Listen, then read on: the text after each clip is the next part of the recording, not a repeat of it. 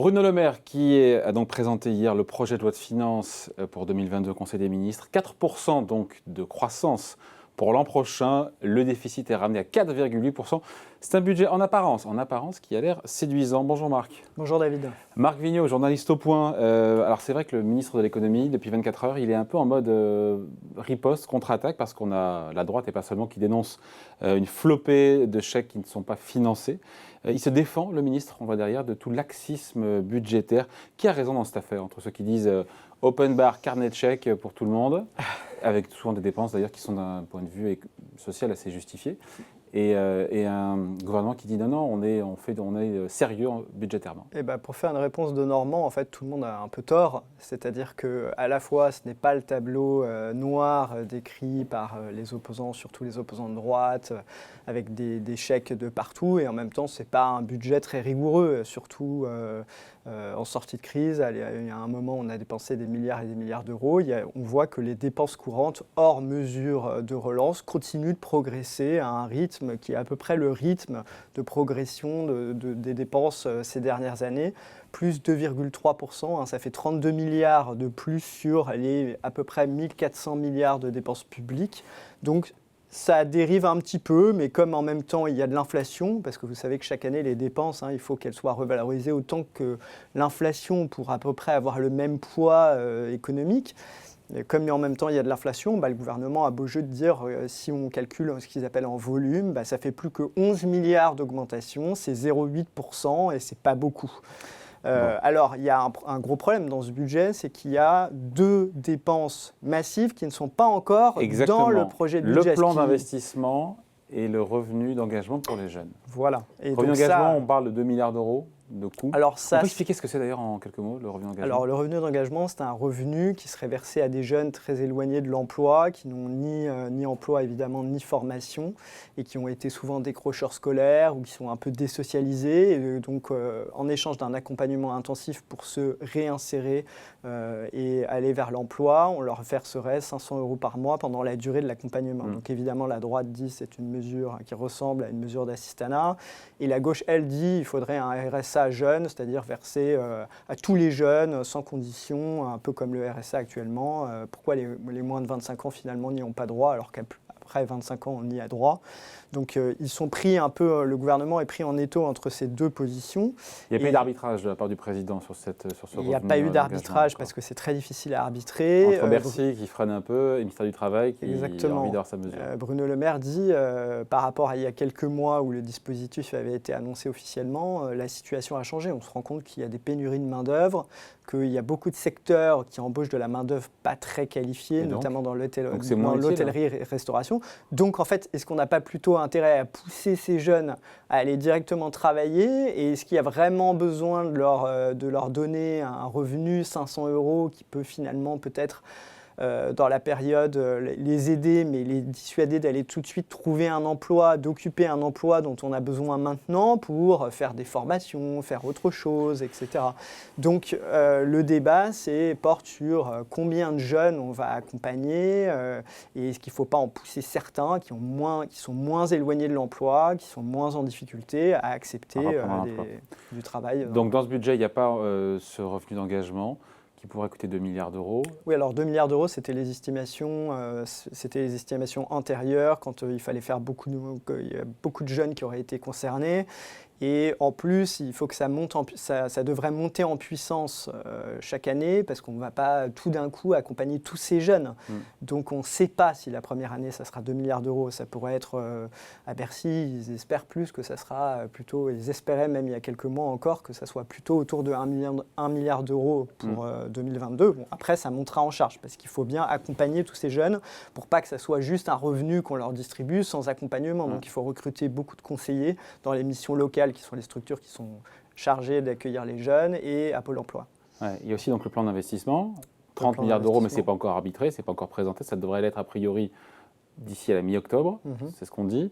Et là encore, on ne sait pas combien ça pèsera sur les dépenses. Tout à fait. De Alors, 2022. Bercy précise que ça sera un plan qui pourrait être sur 5 ans, donc 30 milliards divisé par 5, si Ça on fait 6 considère milliards. que ça sera chaque année la même chose, donc ça ferait 6 milliards d'euros. Et en même temps, donc ça serait 6 milliards à rajouter à ces dépenses, donc à ce que je vous disais, là, les 32 milliards d'augmentation des dépenses, on passerait à 38.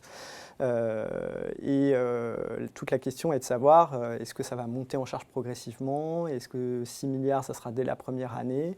En tout cas, ces dépenses-là, du plan d'investissement, elles conviennent mieux aux économistes qui sont prudents sur les dépenses et qui disent qu'il faut faire attention, parce que c'est du temporaire, c'est censé ne pas être renouvelé indéfiniment, quoique en la matière, on a l'exemple des plans d'investissement d'avenir qui ont été créés sous Nicolas Sarkozy après la crise financière et qu'on prolonge indéfiniment depuis en disant on a un besoin d'investissement. Donc on voit qu'il y a des dépenses qui sont censées être ponctuelles, qui deviennent pérennes, et là c'est beaucoup plus problématique et il faut les financer par des recettes fiscales. Ce qui est assez rare quand même, c'est que le Haut Conseil des finances publiques se déclare incapable de juger du réalisme de cette prévision du gouvernement de déficit pour 2022 de 4,8%. On se dit qu'il y a quand même un petit souci là, non ?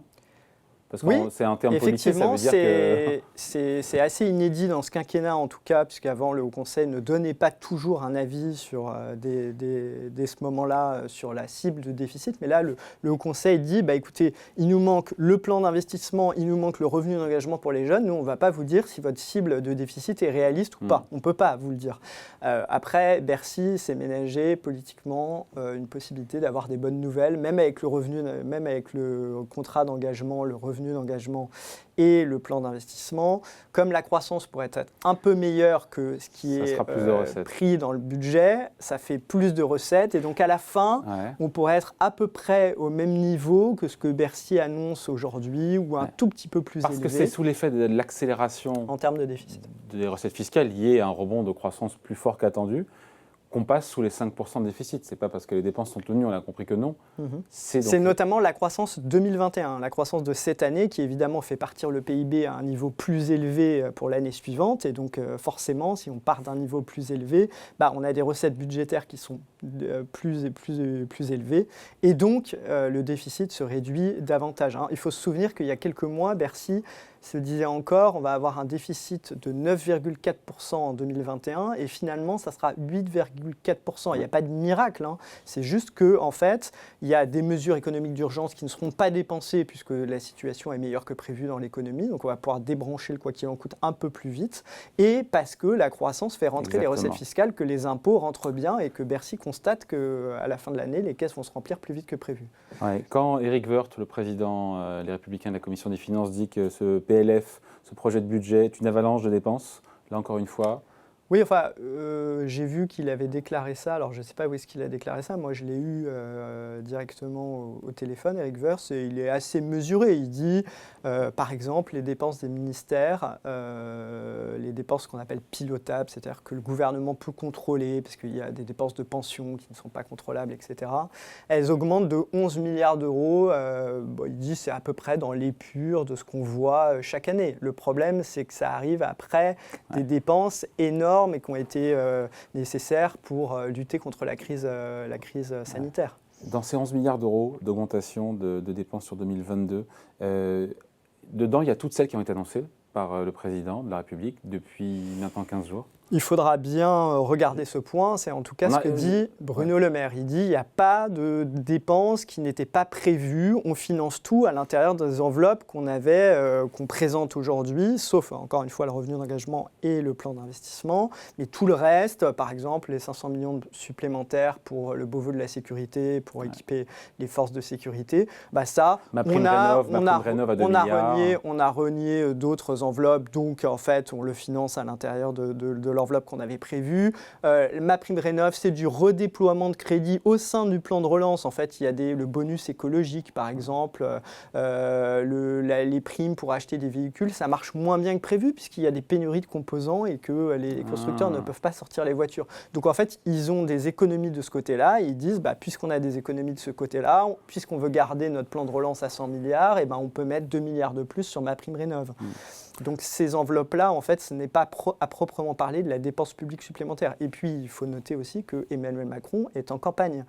ou en Pré-campagne. en pré-campagne. Et donc, évidemment, il annonce des mesures qui sont beaucoup d'effets d'annonce pour des enveloppes qui souvent seront étalées sur des années et des années, comme le plan pour Marseille, où il suffit de flécher certains crédits qui étaient prévus pour l'ensemble des collectivités. Il faut dire, celles-là, il faudra bien les orienter vers Marseille, mais en fait, ça n'entraîne pas forcément de dépenses supplémentaires. Donc, beaucoup de titres de presse, dont vous d'ailleurs, vous avez titré en disant Macron ouvre le carnet de chèques. Oui, mais c'était... C'est vrai ou c'est pareil de dire qu'en cette fin de quinquennat, parce qu'il y a une élection, le gouvernement finalement ne regarde plus la dépense? D'abord, il y a des économistes qui pensent qu'il ne faut pas trop regarder à la dépense dans cette période de reprise où l'économie est encore assez fragile. Et effectivement, ce n'est pas un budget particulièrement rigoureux. C'est un budget qui, d'ailleurs, si on regarde, y compris, ce qui est marrant, c'est que si on regarde, y compris mesures de relance et mesures économiques d'urgence, en fait, les dépenses publiques vont baisser. L'ensemble des dépenses publiques vont baisser, puisque l'année prochaine, en 2022, vont s'arrêter les mesures économiques d'urgence. Donc, il ne restera qu'une partie du plan de relance, ça va coûter moins cher. Et donc, en fait, si on prend toute l'enveloppe, les dépenses publiques vont baisser de 3,5%. Voilà. Alors, ce qui compte aussi, c'est les dépenses pérennes et les dépenses ordinaires. Exactement. Et donc là, elles augmentent de 32 milliards d'euros, et c'est là que certains disent c'est trop. Voilà. D'autres Parce qu'en réponse à la crise, il y a eu des dépenses pérennes qui ont été prises depuis 18 mois et d'autres qui s'éteignent avec la crise. Voilà. Et quand on fait le Ségur de la santé ou les impôts de production, tout ça se justifie, mais c'est des dépenses faites en période de crise, mais qui va s'étendre pendant des années et des années et des années. Il y a des économistes comme Xavier Rago, qui est le président de l'OFCE, qui dit, alors qu'il conseillait d'emprunter plus pour investir pour l'avenir, pour préparer la croissance de demain, et donc la dette se rembourserait grâce à cette croissance, lui, il dit, attention, quand c'est des dépenses pérennes, courantes, de rémunération des fonctionnaires, celles-là, il faut les financer. Donc ça veut dire que dans les années à venir, il faudra soit baisser les dépenses publiques, c'est déjà ce qu'a prévu le gouvernement d'ailleurs, il dit implicitement, Emmanuel Macron dit, si je suis réélu, les dépenses publiques augmenteront beaucoup moins vite dans les prochaines années, soit il faudra augmenter les impôts, soit il faudra lisser filer la dette, et les promesses de réduction de dette ou de stabilisation de la dette ne seront absolument pas respectées. Donc voilà, donc budget 2022 qui n'est pas rigoureux, c'est ça comme ça qu'il faut le qualifier? Exactement. Bon voilà, merci beaucoup. Explication signée Marc Vigneault, journaliste au Point. Merci Marc. Merci David.